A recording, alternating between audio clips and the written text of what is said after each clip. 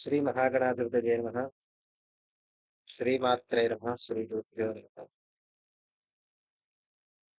సనాతన ధార్మికులందరికీ కూడా హృదయపూర్వక నమస్సుమాంజలి.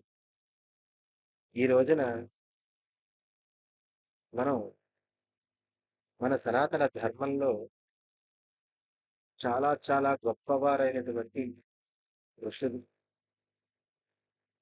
ఎన్నో రకాలైనటువంటి శృతి స్మృతి పురాణ ఇతిహాసాలను దర్శించి రచించి ఈ యొక్క జాతికి చాలా గొప్ప వన్య తెచ్చిపెట్టినటువంటి ఋషుల యొక్క గాథలలో మనకి చాలా మంది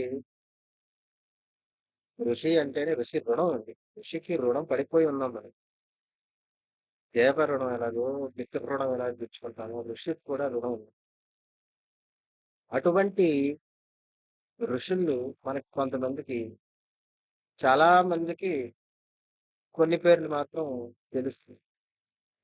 సప్త ఋషులు, అగస్త్యులు వారు తెలుసు. అలాగా కానీ కొన్ని వందల వేల ఋషులు ఉన్నారండి.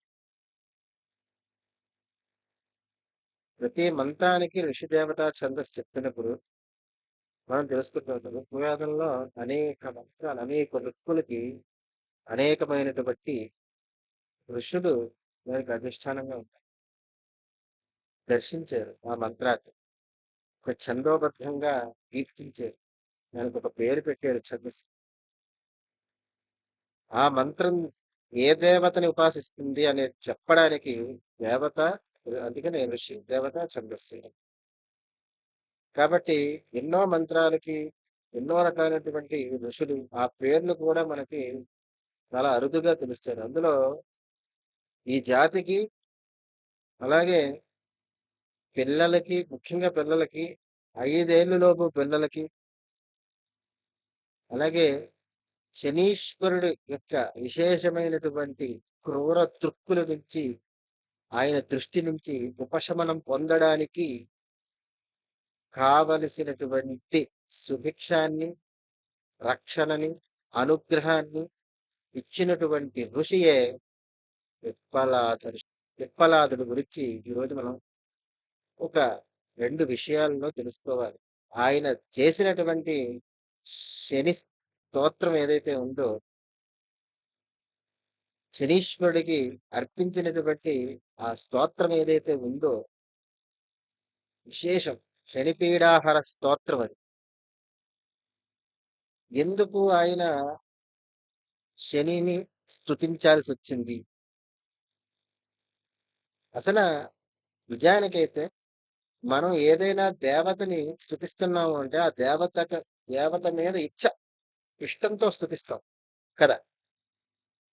కానీ పిప్పలాదుడికి మాత్రం శనిదేవుడి మీద చేసినటువంటి స్తుతి ఎలా వచ్చిందో తెలుసా?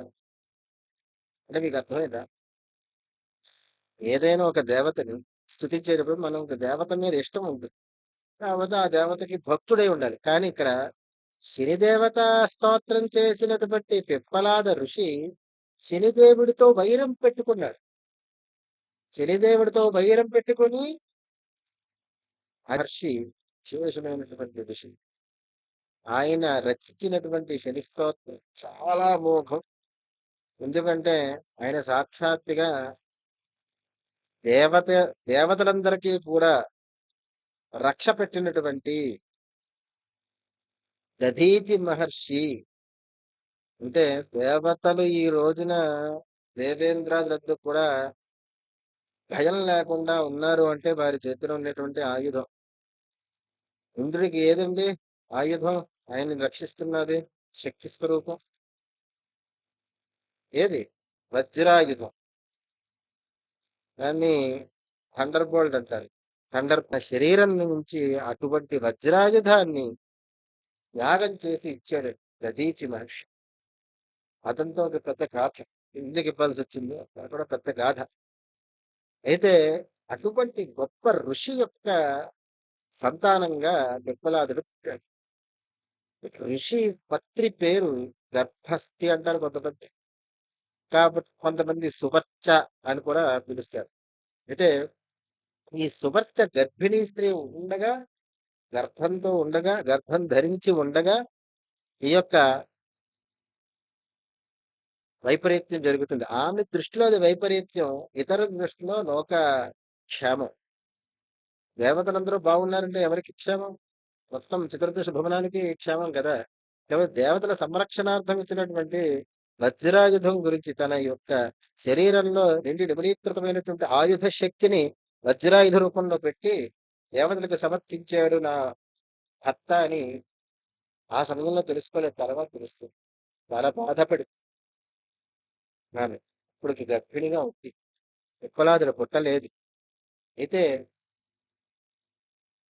ఈమె విషయం తెలుసుకున్న తర్వాత నా భర్త ప్రాణోత్క్రమణం చేశాడు, ఆత్మార్పణం చేసుకున్నాడు తనకు తాను.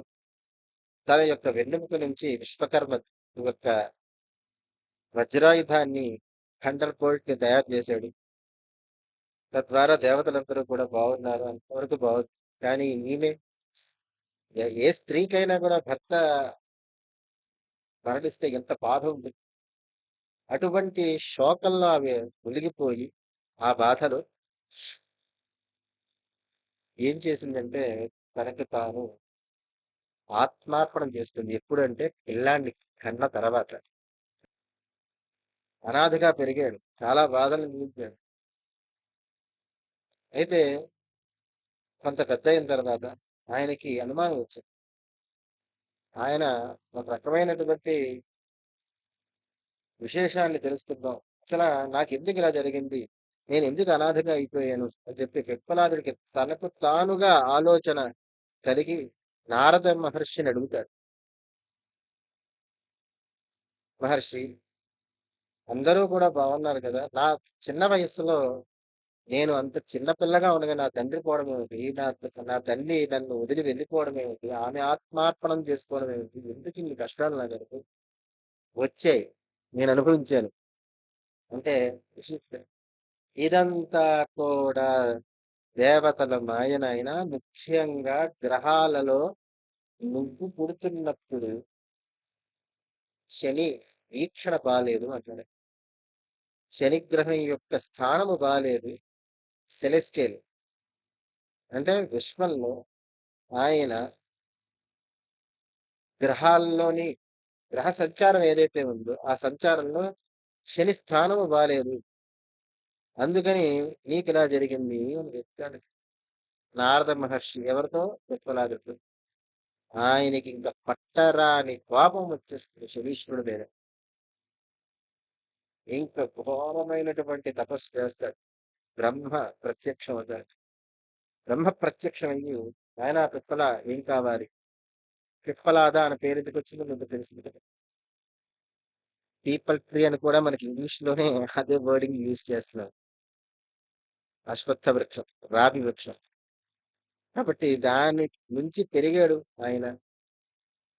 కాబట్టి ఆయనకి ఆ పిప్పలాదా ఏమయ్యా ఎందుకు ఇంత ఘోరత పని చేశాను? ఏం లేదు, నేను ముఖ్యంగా నేను చూస్తే అందరూ భస్మం అయిపోవాలి అనేటువంటి వరం కోరుకుంటాడు. నేను నా దృక్కులు ద్వారా నేను ఎవరినైతే కోపంతో చూస్తానో వాడు భస్మం అయిపోవాలని కోరు, మంటకి ఆహుతి అయిపోవాలని వరాన్ని ఒకటి పిలుచుకుంటాడు. అయితే ఇది ఒక్కొక్క పురాణంలో ఒకలా ఉంటుంది. ఈశ్వరుడిని తలపించి ఈశ్వరుడి ద్వారా వరాలు పొందాడని. అయితే బ్రహ్మగారు ఆ వరం ఇస్తారు. ఇచ్చేటప్పటికి శనీశ్వరుడితో యుద్ధం ప్రారంభం చేస్తారు. విశ్వం అంతా కూడా దద్దరిల్లింది. శనీశ్వరుడు అంటే భగవానుడు. కాబట్టి శని భగవాన్ అంటాం, శని ఈశ్వరుడు. ఇప్పుడు ఈశ్వరుడు మీద ఇలాంటి యుద్ధం చేస్తున్నాడంటే మరి విశ్వం అంతా ఎలా కదిలిపోతుంది? కదిలిపోతుంది. అందరూ కూడా గోలపెడుతున్నారు, బాబు శనీశ్వరుడికి ఇలా జరగకూడదని చెప్పేసి. సాక్షాత్తుగా సూర్యనారాయణ మూర్తి వచ్చి బ్రహ్మగారు ఉన్నప్పుడు బ్రహ్మ మళ్ళీ వెళ్ళి సర్ది కురుస్తాడు. విప్పలాగా వినేశ్వరుడి మీద అంత దక్కించు, ఆయన భగవానుడు, ఆయన ధర్మం ఆయన నిర్వర్తించాడయ్యా అంటే. అదే నేను దక్కిస్తాను, అయితే నాకు 2 వరాలు కావాలని చెప్పి కోర్చాడు విప్పలాది. వరాలు ఏంటి అంటే, ఒకటి, చంటి పిల్లలు 5 సంవత్సరాలు పిల్లలు ఎవరికి కూడా అంటే పుట్టిన మొదలుగా 5 సంవత్సరాలు లోపు పిల్లలకి ఎవరికి కూడా శని బాధ అనేటువంటిది ఉండకుండా కావాలి. ఏ పిల్లడికి కూడా నా కష్టం రాకూడదు. చూసారా ఎంత గొప్ప శిష్యుడండి. త్యాగమూర్తుడు. ఆయన కష్టం అనుభవించినా మరి ఆ కష్టం ఇతరులు ఏ జాతిలో ఉన్నటువంటి ఏ పిల్లలు కూడా అనుభవించకూడదనేటువంటి సదార్థ భావన చేతన కోరుకున్నాడంటే గొప్ప విషయం కాదా మరి? కాబట్టి అటువంటి బాధ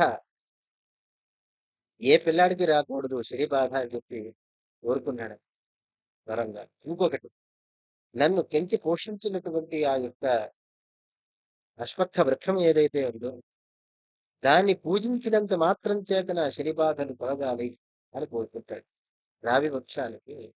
అందుకనే ప్రదక్షిణం చేయడం, శని స్తోత్రం జపిస్తూ రావి వృక్షం చుట్టూ తిరుగుతూ ఆ రావి అశ్వత్థ నారాయణ్ణి పూజించడం ద్వారా శని బాధలు పొద్దున్నే ఎర్లీ మార్నింగ్ బ్రాహ్మీ ముహూర్తంలో లేదా తర్వాత ఏదో సమయంలో, మళ్ళీ పొద్దున్నే బ్రాహ్మీ ముహూర్తంలో అంటే ఎవరు రావరు.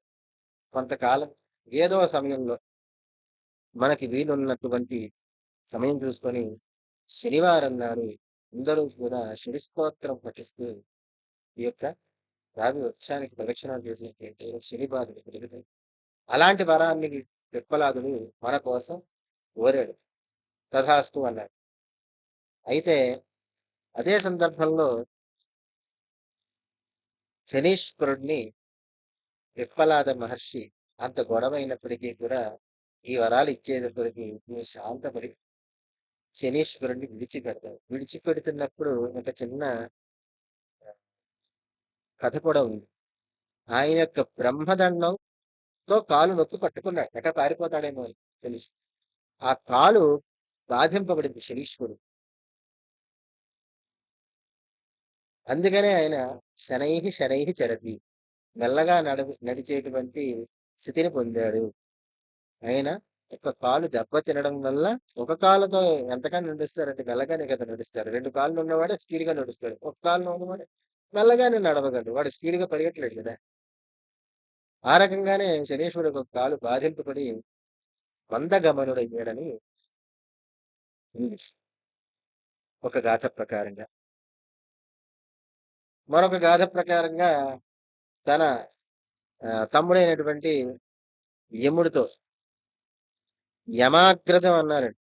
యముడికి అన్నగారు శనీశ్వరుడు, ఛాయాపుత్రులే ఇద్దరు కూడా, సూర్య యొక్క పుత్రులే, సూర్యదేవుడి యొక్క పుత్రులే ఇద్దరు కూడా. సూర్యుడికి ఛాయాదేవికి కూడా పుడతాడు యముడును శనీశ్వరుడు. విషయం ఏంటి తెలుసా అండి? యముడు మన శరీరం విడిచిపెట్టిన తర్వాత శిక్షలు వేస్తాడు. మన కర్మ యొక్క పూర్వకర్మ ఆ బంధాన్ని, పూర్వకర్మని అనుసరించి, పూర్వకర్మ విశేషాన్ని అనుసరించి యముడు మన శరీరం విడిచిపెట్టిన తర్వాత మన శిక్ష వేస్తాడు. శనీశ్వరుడు మన ఈ యొక్క శరీరం ఉంటూ ఉండగానే మన కర్మ ఫలముల్ని మనకి ఈనాడే అనుభవింపచేసి ఒక డిసిప్లైన్డ్ పర్సన్ కింద మనల్ని తీర్చిదిద్దుతాడు శనీశ్వరుడు. చాలా స్ట్రిక్ట్ గా మనకి శిక్షనిచ్చి గొప్పదైనటువంటి స్థితిని, సహనాన్ని ఇస్తాడండి. నువ్వు ఆటుపోట్లను తట్టుకునేటువంటి స్థితిని ఇస్తాడు. సాధారణంగా మిలిటరీ పీపుల్స్ లో అందరికీ కూడా శని యొక్క వీక్షణ గాని, శని ప్రభావం ఉంటుంది. కల్నల్స్ కి, మిలిటరీలో ఉండి స్ట్రిక్ట్ గా ఉండేటువంటి వాళ్ళందరికీ కూడా శని యొక్క ఛాయ బాగుంది అని అర్థం. ఆ శనీశ్వరుడు అద్భుతమైన ఫలితాలు, మంచి ఫలితాలు ఇస్తాడు. మనం గమనించడం శనీశ్వరుడు అనగానే ఒక రకమైన భయం. ఆయన ఆ సమయంలోనే ఆ తృక్కులకే ఆయన శరీరం కూడా కాలి నల్లగా అయిందని కూడా చెప్తూ ఉంటారు. కాబట్టి ఉత్పలాద మహర్షి శివవిషమైనటువంటి ఋషి. ఈ జాతికి ఎన్నో రకాలైనటువంటి మంచి పనులు చేసే ఋషులందరూ కూడా సనాతన ధర్మాల్లో ఉండేటువంటి హైందవ అందరికీ కూడా, హైందవులు అంటే మళ్ళీ కేవలం హిందువులకేనా అడిగితే అసలు అందరూ హైందవులే కదండి, సనాతన ధార్మికులే కదా. కాలక్రమేణా అలాగలా 100 సంవత్సరాలు అలా ఒక్కొక్కరు వచ్చి ఇన్వైట్ చేస్తూ మార్పులు చేయడం కూడా అయిపోయి గాని మనిషి మానుష్య జాతి అందరూ కూడా సనాతన ధార్మికులమే. అందులో సంశయం లేదు. అందరికీ కూడా మంచిని ఏర్పాటు చేసినటువంటి వాళ్ళు ఋషులు. అటువంటి ఋషుల్లో పిప్పలాదుడు చేసినటువంటి శనీశ్వర స్తుతి ఏదైతే ఉందో అది కోపము తగ్గిన తర్వాత శని భగవాన్ని ప్రీతి చేసుకోవడానికి ఈ స్తోత్రం నేను చేస్తున్నా కదా! ఈ స్తోత్రం ఎవరైతే నేను చేసినటువంటి ఈ స్తోత్రం చేసినా మంచి ఫలితాలు నువ్వు వాళ్ళకి ఇవ్వాలి. వాళ్ళని బాధించకూడదు అని చెప్పి అదొక వరం కోరుకున్నాడు. ఈ శని స్తోత్రం ఏదైతే నేను చేస్తున్నానో ఏతాని దశనామాని అని వస్తుంది. ఆ శని స్తోత్రాన్ని నేను ప్రత్యేకంగా మెల్లగా వాయిస్ రికార్డ్ కూడా చేసి ఒక వీడియోలో పెడతా. అందరూ కూడా చక్కగా వినండి, నేర్చుకోండి, పఠించండి శనివారం నాడు అండి. కాబట్టి ఆ స్తోత్రం చేసినటువంటి వాళ్ళకి కూడా మంచి ఫలితాలు ఇవ్వాలని కోరుకుంటున్నాను. చూసారా? దశరథుడు కూడా శని స్తోత్రం చేశాడండోయ్! ఆయన చాలా భక్తిగా ఆయనకేం వైరం లేదు. ఈయన వైరి అయ్యి అంటే శత్రువుగా ఉండి ఆయనతో గొడవ పెట్టుకొని ఆయన్ని ఆహ్, కీర్తించాడు శనీశ్వరుడిని. ఎంతైనా భగవంతుడు కదండీ! భగవంతుడితో వైరం పెట్టుకున్నా భగవంతుడు మళ్ళీ కీర్తిస్తే భగవంతుడు అనుగ్రహాన్ని ఇచ్చేస్తాడు. అంతే కదా! అంత గొడవ పెట్టుకున్న వాడికి నేను విప్లవాదుడికి ఇన్ని వరాలు ఇవ్వాలా? అవసరమా? అని ఆయన అనుకోలే. వెంటనే కరుణామూర్తి అయిపోయాడు శనీశ్వరుడు స్తుతించగానే. చూసారా? కాబట్టి శనీశ్వరుడికి ఆయన యొక్క స్థానం బట్టి మన జాతక వశాత్తు దోషాలు ఇస్తూ ఉంటారు. ఏలినాటి రూపంలో 7.5 సంవత్సరాలు సంచారం చేస్తూ ఉంటారు. అవుతూ ఉంటాయి. ఎన్నో మంచి క్రతువులు చేయిస్తాడు. మంచి నేర్పుతాడు. శిక్షిస్తాడు. శిక్ష ద్వారా మనకి అభ్యున్నతి ఇచ్చేటువంటి ఏదైతే ఉందో అదే మనకి లభింపజేస్తాడు. మన యొక్క ఎదుగుదలకి ఏదైతే ప్రతిబంధకాలున్నాయో ఆ ప్రతిబంధకాల నుండి కూడా మనల్ని రక్షిస్తాడు. నేర్పుతాడు. గుణపాఠాలు నేర్పుతాడు. ఇది తెలుసుకోవాలి మనం. శని అనగానే భయపడుతుంది. శనీశ్వరుణ్ణి ప్రేమించాలి. ఆయన స్తుతించాలి. అర్థమైందండి. కాబట్టి శనీశ్వరుడు యొక్క విశేష అనుగ్రహాన్ని పొందడానికి పిప్పలాద మహర్షి చేసినటువంటి పిప్పలాదకృత శని స్తోత్రం జపించడం, రావి చెట్టు ప్రదక్షిణం చేయాలి. పిప్పలాద మహర్షి ఈ జాతికి అద్భుతమైనటువంటి భిక్షని ఇచ్చారు. ఈ రూపంలో కూడా విశేషమైనటువంటి ఈ జాతికి చేసినటువంటి మేలుల్లో ఇదొకటి. అథర్వ వేదంలో ప్రశ్నోపనిషత్ అని ఒక 6 శిష్యుల్ని శైత్య, గార్గ్య అనేటువంటి వాళ్ళందరూ వస్తూ ఉంటారు. వాళ్ళందరూ కూడా 6 శిష్యులు ప్రశ్నోపనిషత్తులో వస్తారు.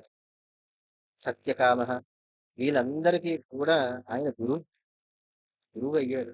ఆలోచించారు. నాగగా ఉన్నటువంటి ఋషి తపస్సుతో ఎంతో పేరు తెచ్చుకున్నటువంటి వాడు. తల్లిదండ్రులు లేరు ఆయన. చిన్నప్పటి నుంచే ఒక వృక్షం చాటు పెరిగాడు. అటువంటి ఋషి విఫలాడు. ఆయనకి మనసారా వందనాలు అర్పిస్తూ అందరికీ మేలు జరగాలి. శని భగవానుడి యొక్క అనుగ్రహం అందరికీ కలగాలని చెప్పి కోరుకుంటూ శుభం మంగళాలు.